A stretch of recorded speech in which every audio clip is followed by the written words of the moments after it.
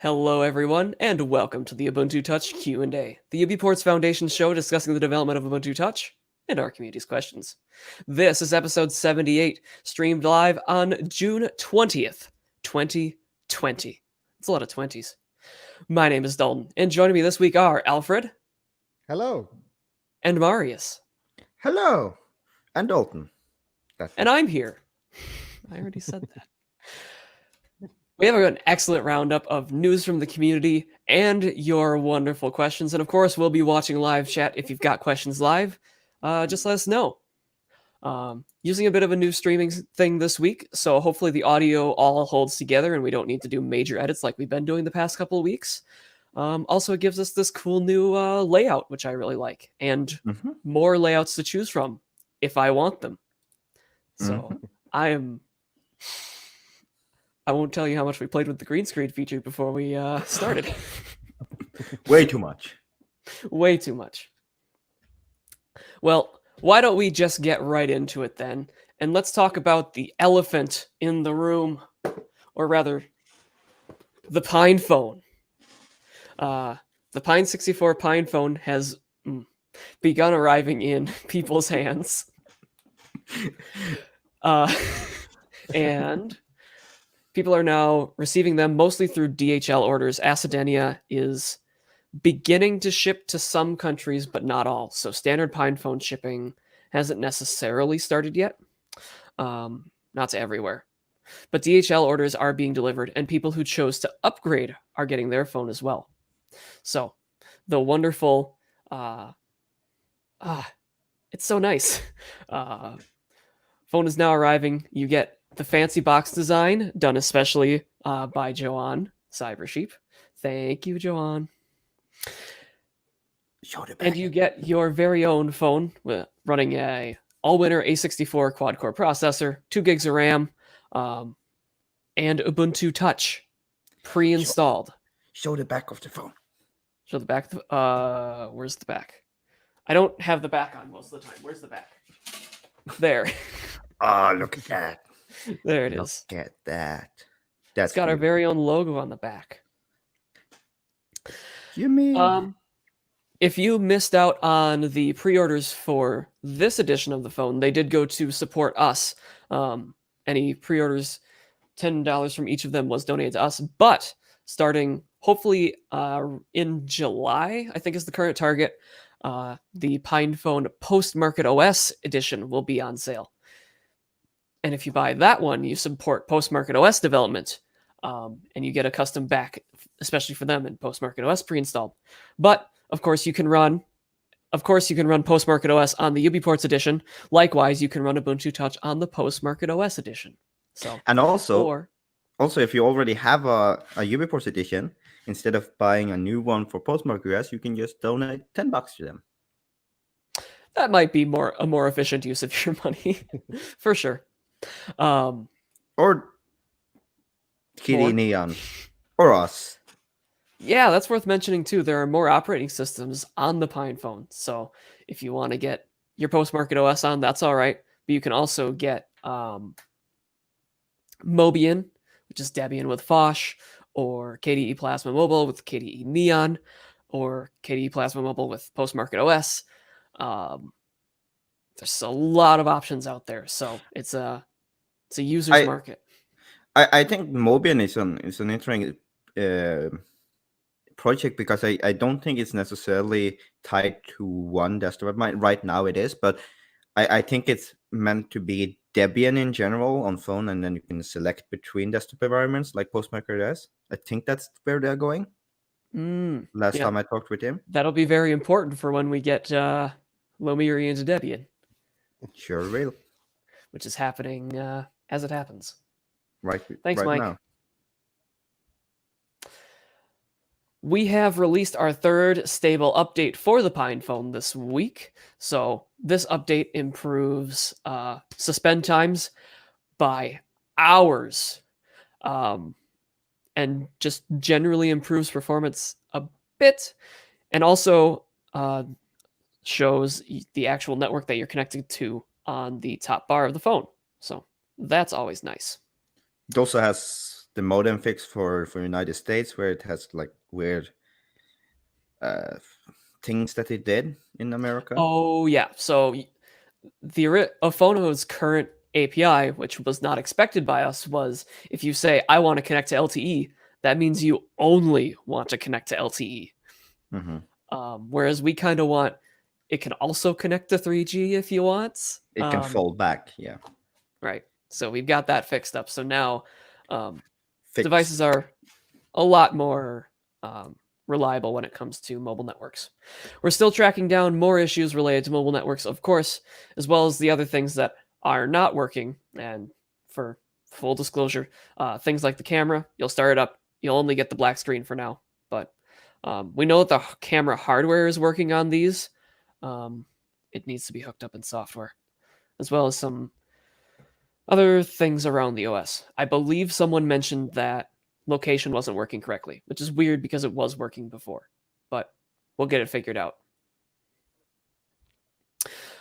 If you ordered the PinePhone, you should be receiving DHL shipping information if you ordered with DHL shipping, if you haven't already.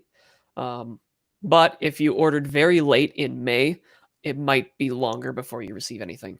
And if you ordered with standard PinePhone shipping, it'll be longer before Acideni is able to send those devices, it seems. So, if you want to stay up to date on this, there is a post in the Pine64 forum, which is also linked to pretty often in the Pine64 chats, where you can learn more about all the shipping information when devices are going out. And of course, we are working to get through this. It's a bit of an interesting time to be shipping devices around the world, but thank you everyone for your patience, and let us know if you have any questions.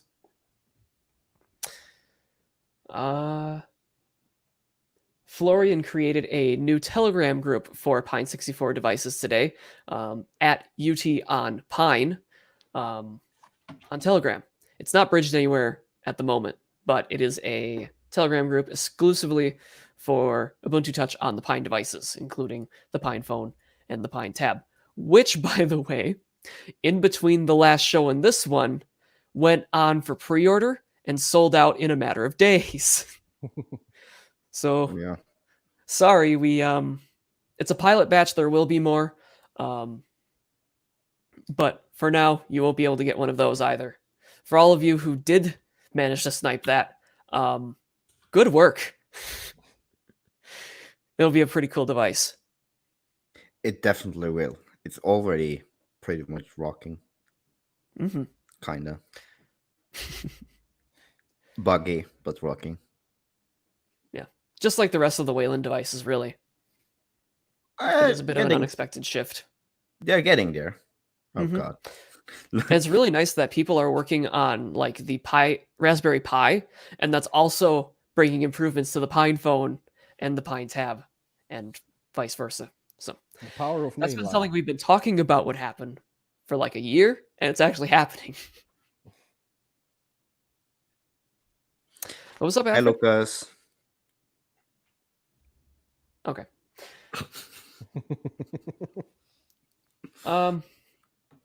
Let's talk a little bit about some new or updated apps this week, because there are some cool things that have been going on in some different apps I'd like you to know about. And if you don't know about these apps, you gotta go get them because they're awesome. I believe since the last time we talked about Fluffy Chat, the Riot client, last time we talked about it was before it had any end-to-end encryption support. But now, using the Pantaleimon background service, which does need a bit of setup by you, but you're able to send and receive end-to-end encrypted messages straight from Fluffy Chat on your Ubuntu Touch device. I don't think that support was in there before, so that's really nice to see. Thank you, Krilla and the team working on Fluffy Chat. The Sprint Launcher. If you're looking for something a little more traditional on Ubuntu Touch, maybe in a more traditional home screen, there are launchers such as Sprint, which you're able to take and use as a home screen. So you can launch that app and that app can launch other apps or have them on its background, or you can change the background and layout of your apps. So it doesn't have a way to like keep it open or anything like that, but you can just launch it and have it on your launcher so that it's always around. And of course, a short pull from the left opens your launcher. You don't need to pull the drawer out all the time. Another one we haven't talked about in a while is the always amazing Podbird. If you're a podcast lover, Podbird is your option on Ubuntu Touch, and it is really nice. Since the last time that we talked about it, it got support for OPaml imports. So if you want to export your podcasts from an Android device, you can do that and get them on your Ubuntu Touch device without needing to manually add all of them. So that's really nice. Say if you've got AntennaPod on Android, you can just do an OPaml export from there and re-import it on your Ubuntu Touch device. Michael is still maintaining Podbird on Launchpad. It's not abandoned or anything like that. So you can check out its open store page to see the links to that, where you can file bugs or merge requests. Nice. Yeah. And the Notes app. This app is pre-installed, and now it's actually updating correctly on the stable images for ARM64, which I'm very happy about. But the Notes overview and the Notes page has been redesigned, so it looks a little bit better now. That's not going to show on screen, but that's okay. Man, I could have shown off the cool screen sharing features we've got. Oh well. Could have got some clickable desktop running on that one. All right. Well, Alfred's here this week, as you've all heard. And when Alfred is here, we get updates on porting. So, Alfred, would you like to talk a little bit about what's been going on in the GSI and some other devices this week? Yeah, so it seems that a bunch of new devices have actually showed up on the build server right now. As Dalton perfectly puts it in the notes, devices which had the CI build, and he was told that we're ready for distribution. They are now ready to be flashed. Currently not using the graphical installer, but they're there. They're on system image. And that includes the Sony Xperia X Performance, the Sony Xperia X Compact, the Samsung Galaxy Note 4, and the OnePlus 2. So that's a big yay from my side, actually. Yeah. Did you know that the OnePlus 2 was ARM64? I didn't know that. Really? Yeah. That is cool. It is, yeah. Yeah, I didn't expect that. It seemed a little old for that. But yeah, it's ARM64. So all of those devices are in the ARM64 channel exclusively, except for the Galaxy Note 4. It's ARM-HF only. But I've set up new channels, which will actually be, hopefully, the final naming scheme we need on the build server. And those are all in it, so they won't need to be moved around a lot anymore. Oh, yeah. Yeah, just to mention, we changed the branch structure there to instead of having individual maintainers having individual branches in the system image, everything is now under one channel. Mm-hmm. It's Which a is unification, so to say. Yeah, It and is. also it has like prefixes for what version it is, for what what architecture it is, and for what channel it is. So it's easy to understand, I hope. So for all of you who've got your devices in the build or on the system image server now, time to get your devices.ubuntutouch.io configs and your UBports installer configs in. Jan will help you. Not a lot of work, actually. Just yeah. Alfred's done it like done twice. Exactly. Yeah.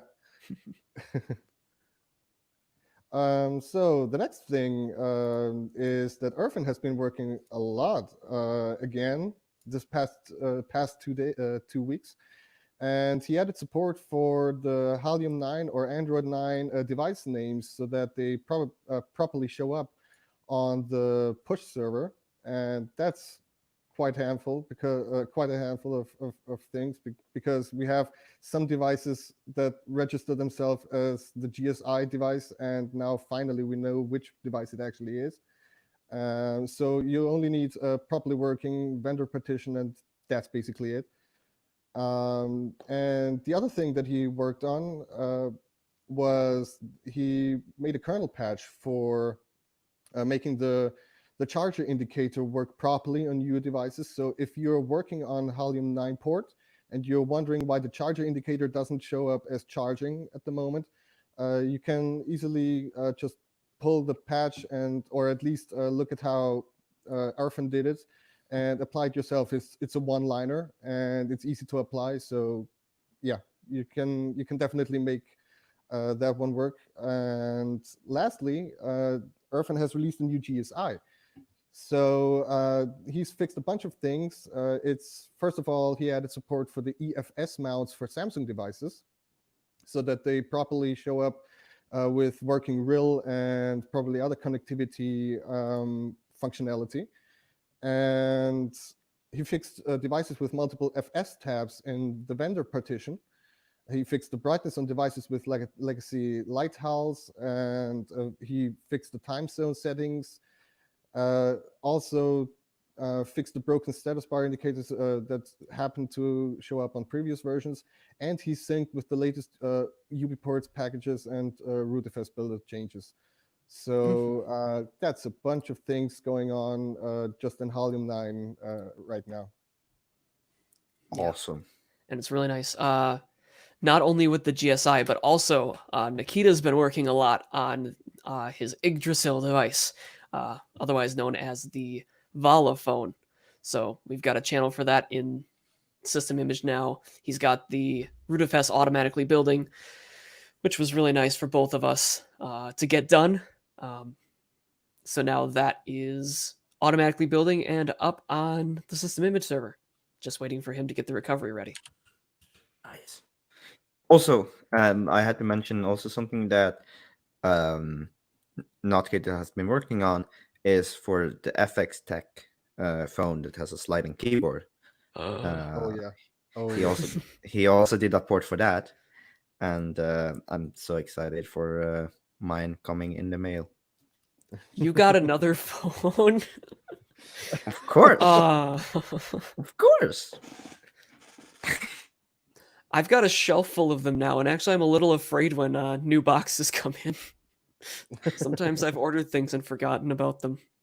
Yeah, I run around with like 7 phones in a bag, and that's a lot to me, actually. So. I have so many Pine devices now. It's cool, isn't it?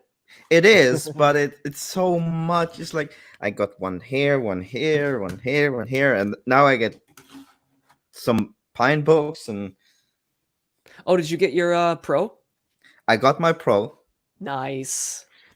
And Ubuntu Touch is running on it. Oh. I know Lucas will ping me like right after this, or maybe he will ping me right now. I give him 5 seconds. I give him 5 seconds too. He will ping me, but it's not usable at all. I'm sure it like boots. Yeah, but mouse doesn't work. Yeah, the mouse is weird on all the Wayland devices for sure. So if it's more problems than that, then it no, there's no mouse. Completely unusable. Oh, there's none. There's no mouse. So I'm not even gonna release it yet because there's no mouse. Like there's no point. All right. But cool. Lucas gonna ping me anyway. I know that. Where is my image? Lucas.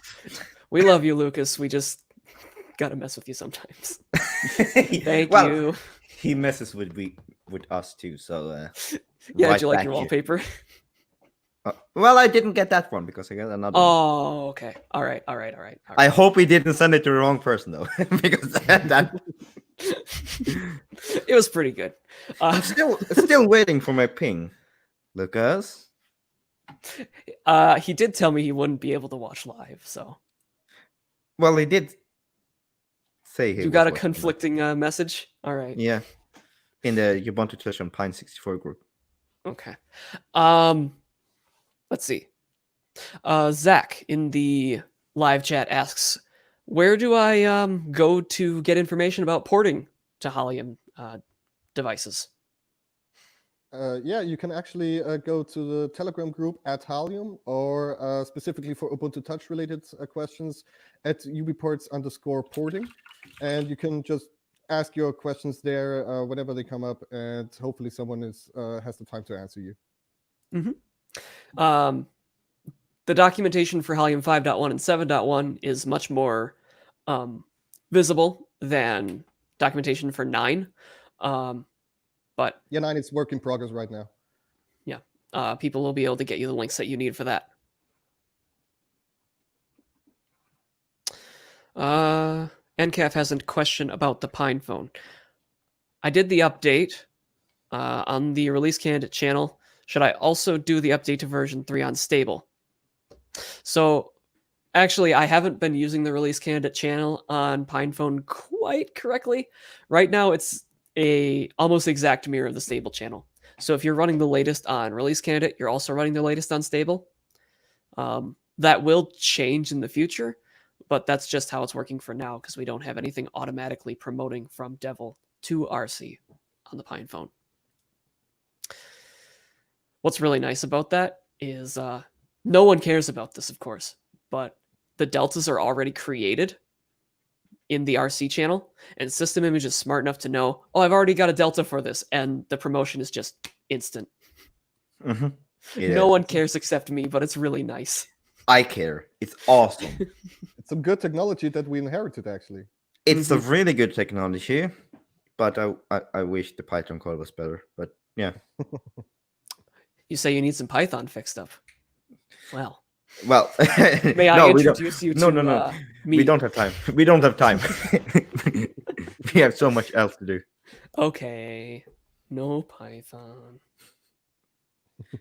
Well, if you're disappointed about not being able to write Python 2, it's okay. Python 2, now you should do 3. Actually, I don't know how the segue is going to work. Thank you to everyone who helps us create Ubuntu Touch. You can find over at ubports.com/sponsors. Thank you to everyone who's supporting the UBports Foundation, including our infrastructure sponsors, making it possible for us to build and host Ubuntu Touch, Smooth, DigitalOcean, Private Internet Access, and the Works on ARM project with Packet.net. Huge thanks to all of you, because we have some of the most amazing servers to exist. And people. Partially because they're running our software, but... Oh, and let's not forget about Gandhi.net. They're also offering email hosting and our domain names and stuff like that. So they're also really cool. They didn't ask me to mention them in this section. I'm just doing it. Did you say He-Man services?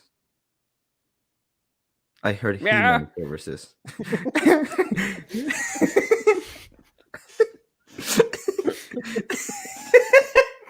I need to watch that back because I literally thought you said He-Man services, but yeah. I meant email.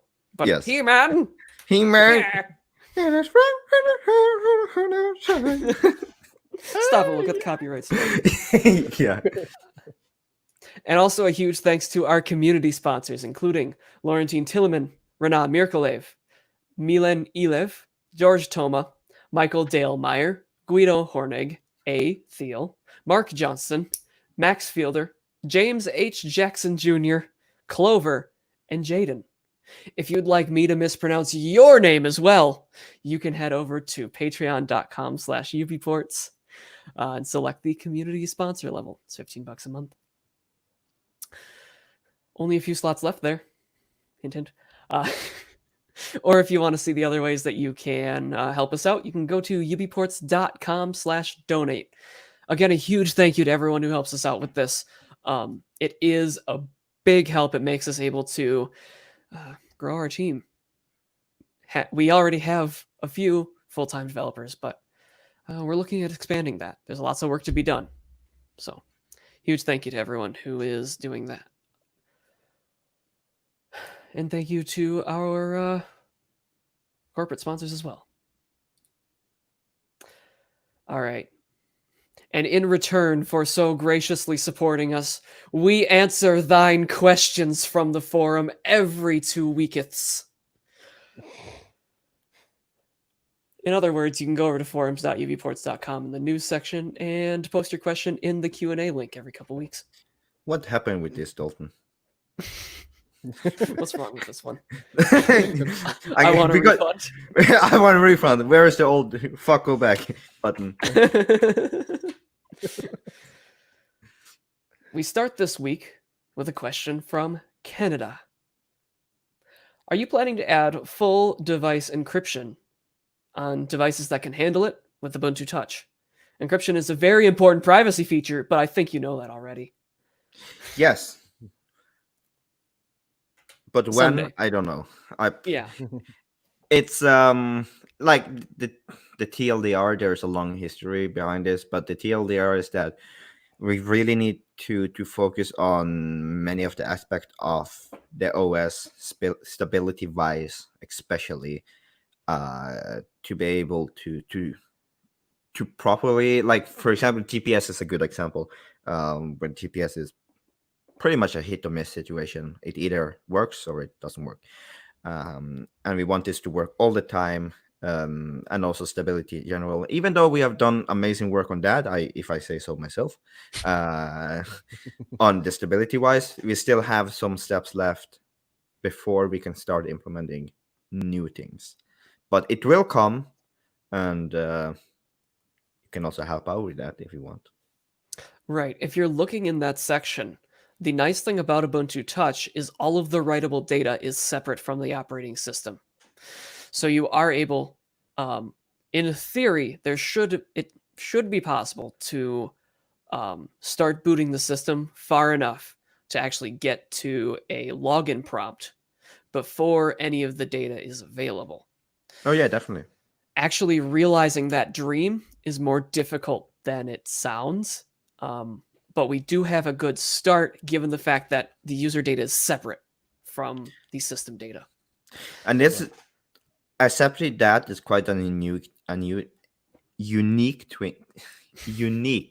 thing about Ubuntu Touch is that we have the separation between writable and read-only file system. Is that we can do stuff like that instead of having pop up in the start of this thing that you need to type in your password and then you open it up and it's completely open all the time when the phone is booted, like a desktop is. So yeah, then it can lock itself every time it actually locks the lock screen. Mm-hmm. That will be nice. Yeah. So, excellent question, Canada. Thank you for asking. We do have, unfortunately, higher priorities right now.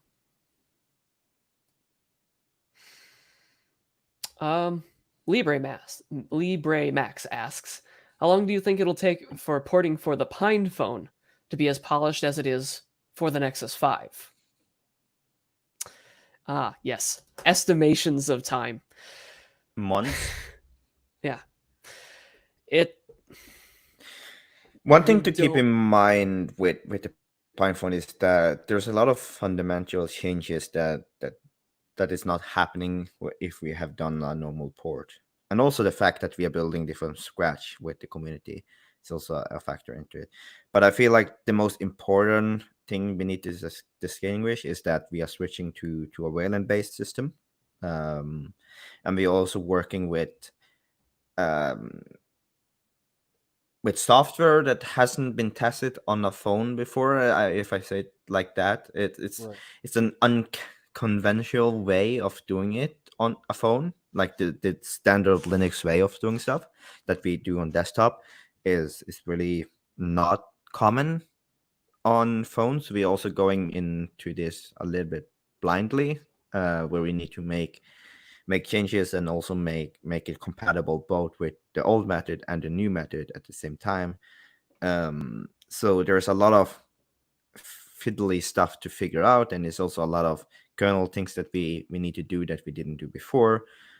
There's also a lot of fundamental, like how to wake up and how to do this in Linux instead of doing it through the Androidified kernel, because there's a lot of in that we don't know what we don't know yet, right? Yeah, there's a lot of things that we run into that's like, oh, that is how that works. Oh no. And I know we have criticized Android for doing things specially before, but when you start working on it and you see, oh, that's why Android did it. That makes sense. Mm-hmm.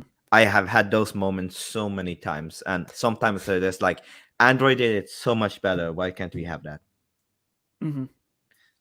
Because some of the code wasn't good enough for inclusion in the kernel for whatever reason, or a lot of it is Or vendor specific and just Mm. not we see necessarily why, that. though. It's also it's different than what's Mm-hmm. in Linux, and I think that's also a thing that seems to hold technology in Linux back, is that even though it's different than the Unix philosophy, it's immediately bad.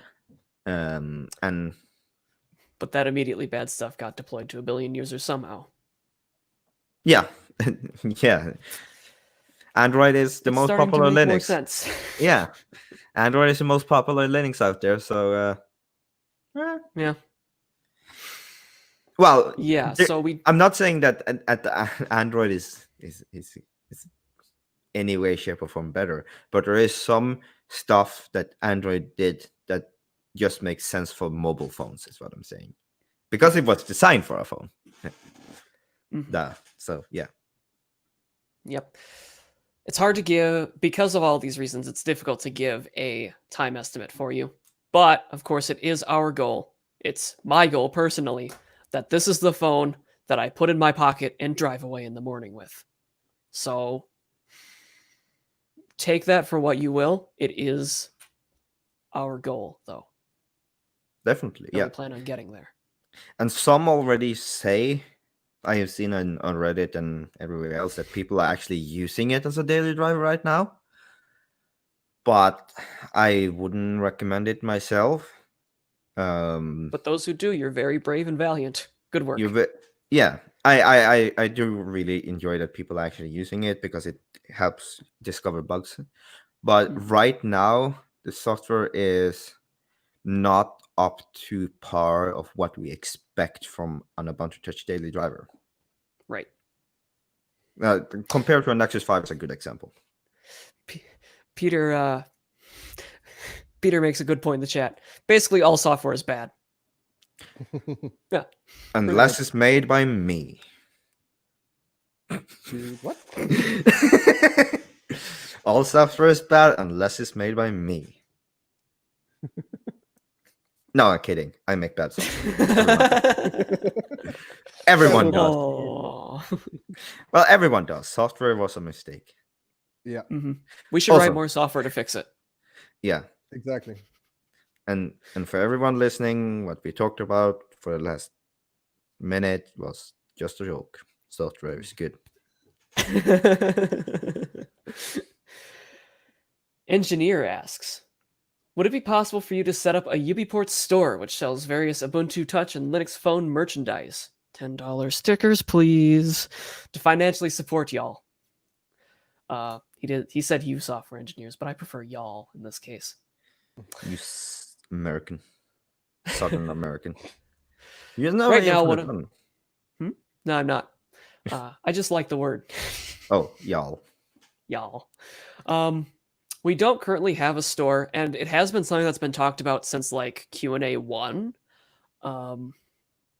Having stickers of the Yumi mascot and things like that available for people to purchase. But we've gotten far busier since that beginning.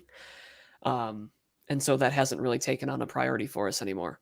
If we did something like that, it would be a someone else fulfilling everything for us.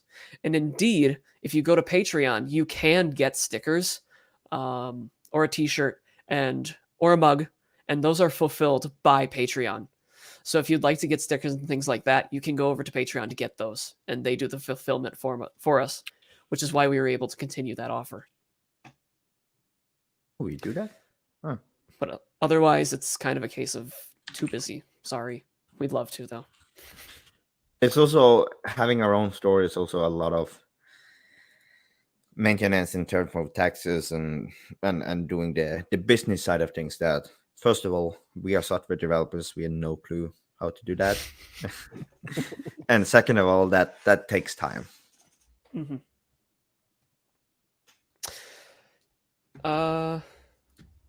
Zachary says, as a real-life Kentuckian, I hereby grant the UBports team unrestricted use of the word y'all. Yay. We've got licensing now, Marius. See? License. Thank you all. Thank you. Yes, it begins.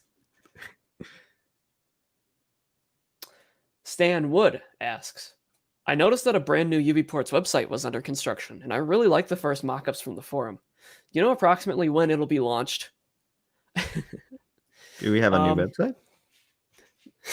We've got people designing a new website, and it looks pretty awesome, if I have to say so, which is going on between marketing chats and our new community website channel.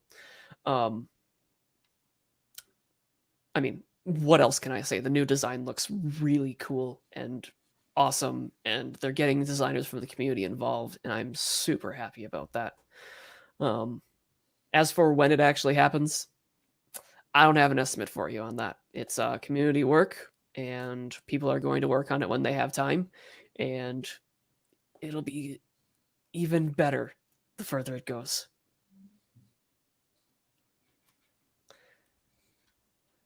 All right. Alfred. Will the Xperia X, this is Dave, have a stable channel?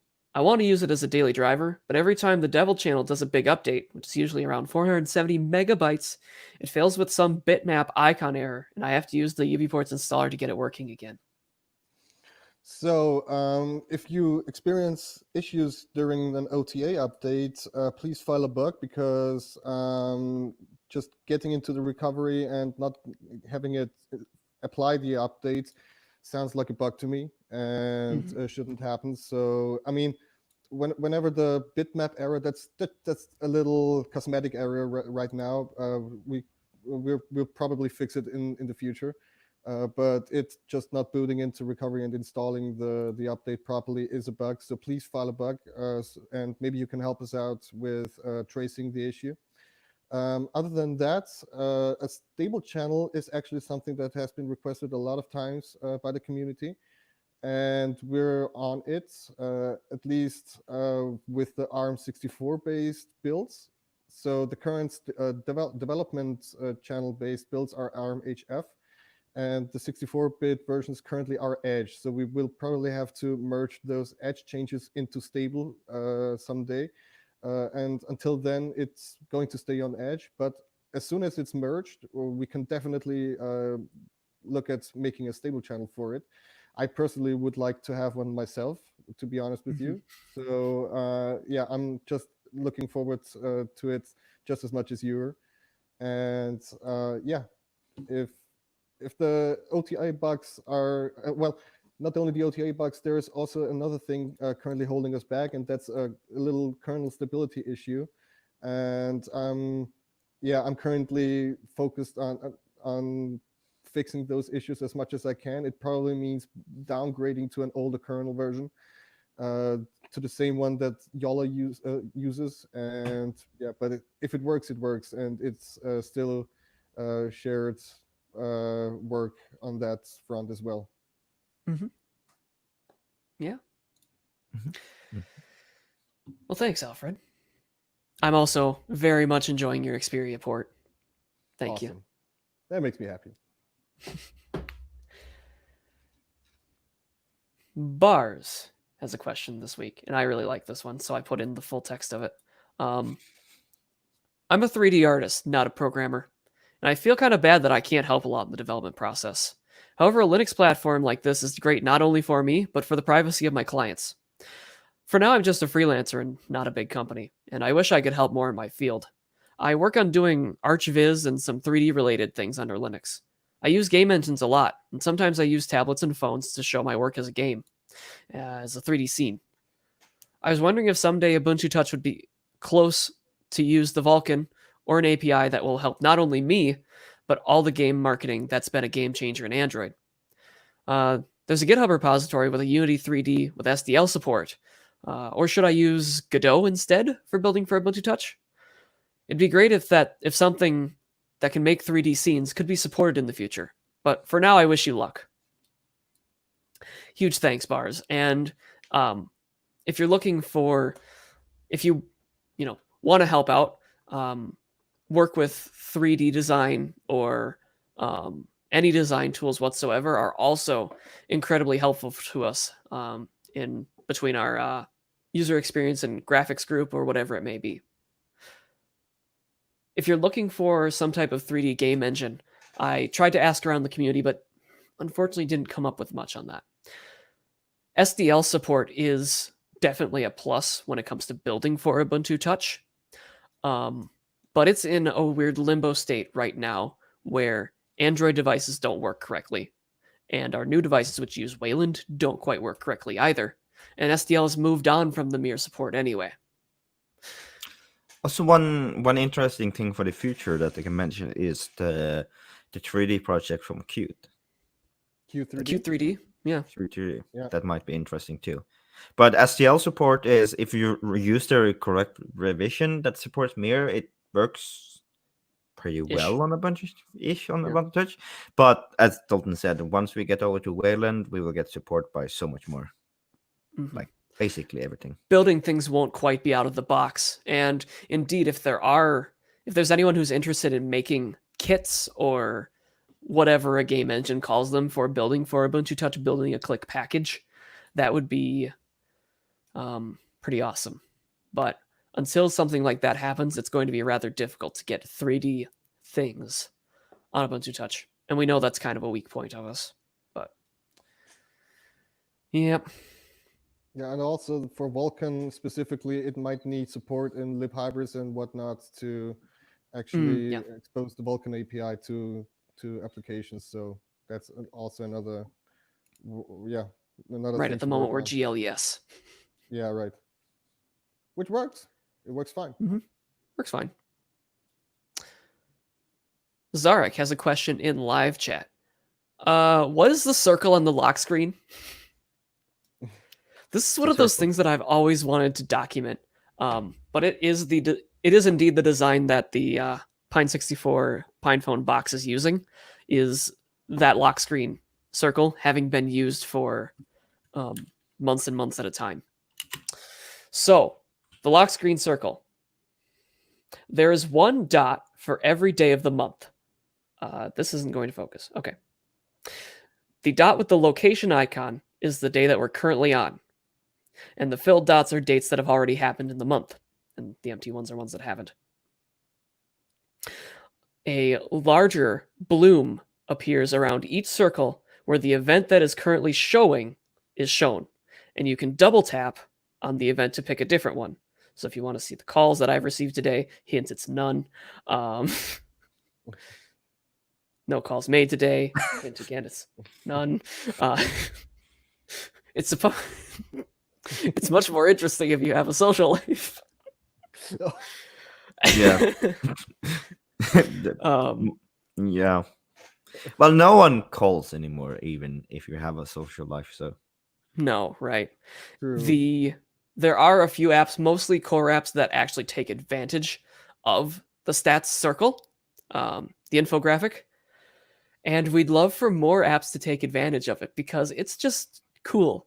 And I remember that Canonical wanted to remove it because exactly that question, what the heck is this thing for? It's just, it's eye candy. It's pretty. I like it. It's pretty. I like it. So thanks for your question. He says, oh, now everything is clear. Yeah. I should write that one down someday because I've written it and said it separately probably 20 times at this point.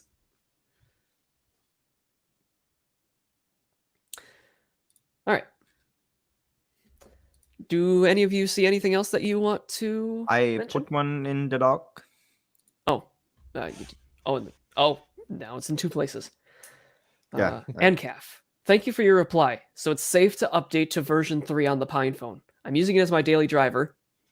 More power to you. And it's working very nice if I have a battery bank with me. Yeah. It should be safe to update. And you shouldn't need a And- battery bank anymore if you update. Well, you might still need it, but things are much better now. Yeah, 14 hours ish Mm-hmm. on battery life. Yep. And it can receive calls when it's sleeping, which is Yes. good. The good improvement. Which is really good improvements. Well, I could do that before, but not with Crust. But now I do Right. it with Crust, and we get 14 hours of sleep, which is pretty much on par with an Android phone at this point. Well, if it's really lightly sleeping, at least. Yeah, worn down Android phone. Yeah. Did you know? There's a feature in Android that I just had to think of this again. There's a feature in Android where the audio chipset of whatever device has a really, really wide buffer.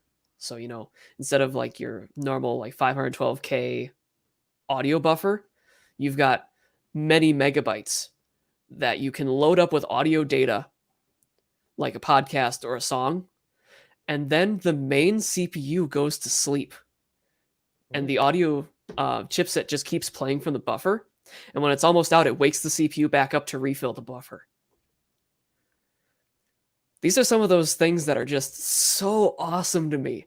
The battery life that you can achieve if you're really thinking about things like that. Yeah.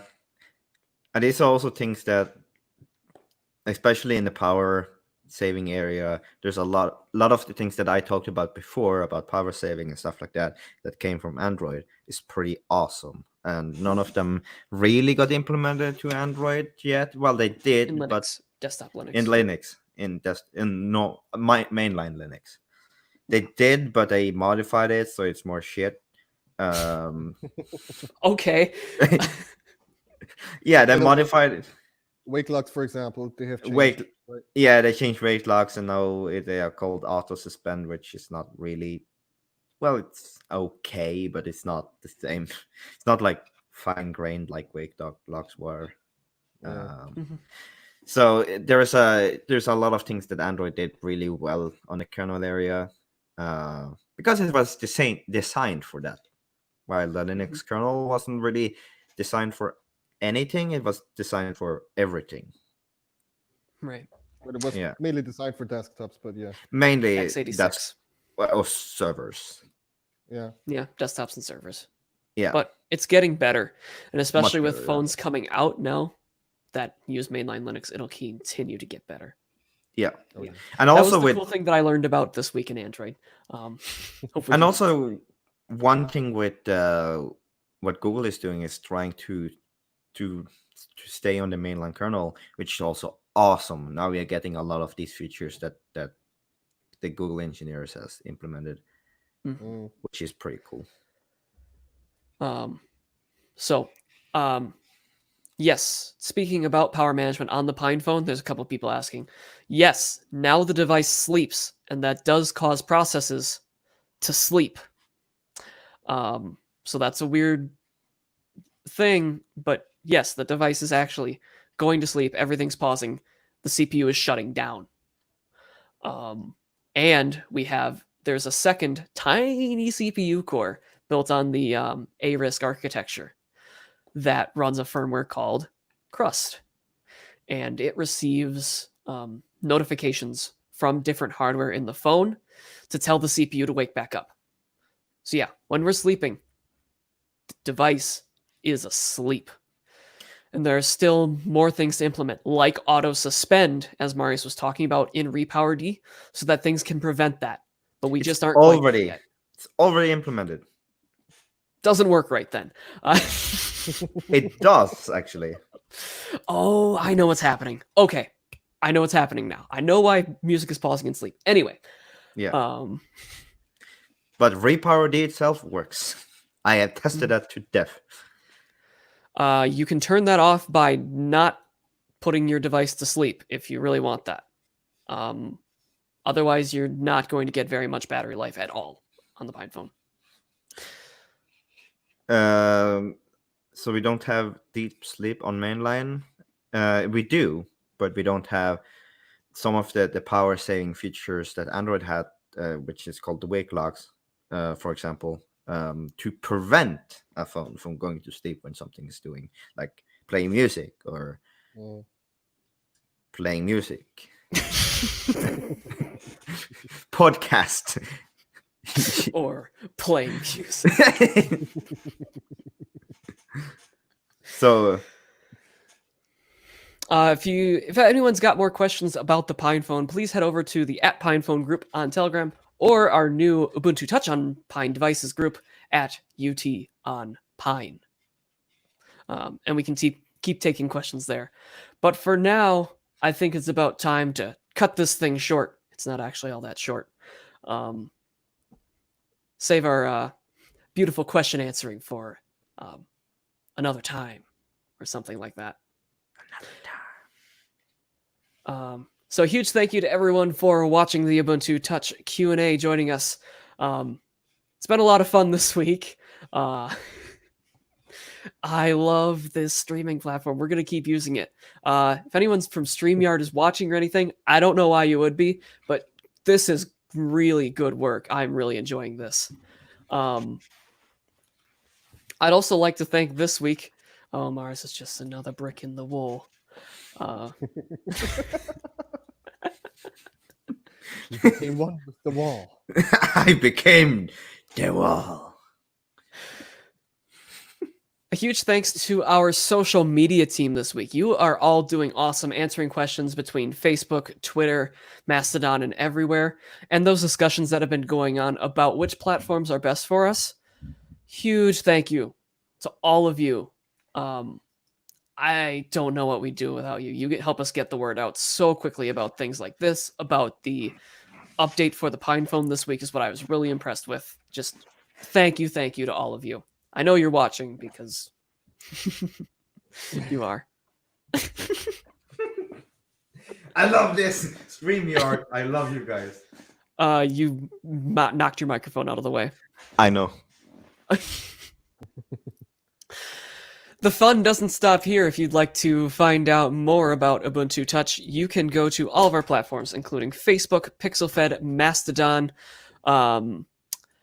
Twitter, Diaspora, LinkedIn, Instagram, or we have news directly to your chat client with Telegram or Matrix. If you'd like to join us and have a chat, we're on Telegram, Matrix, or for longer form content, more like a mailing list, just without all the old stuff, forums.ubports.com. We'd love to see you there. Huge thank you again to everyone for watching this week. A thank you to our team for making this possible, including, again, our social media team, our Nightmare Fuel.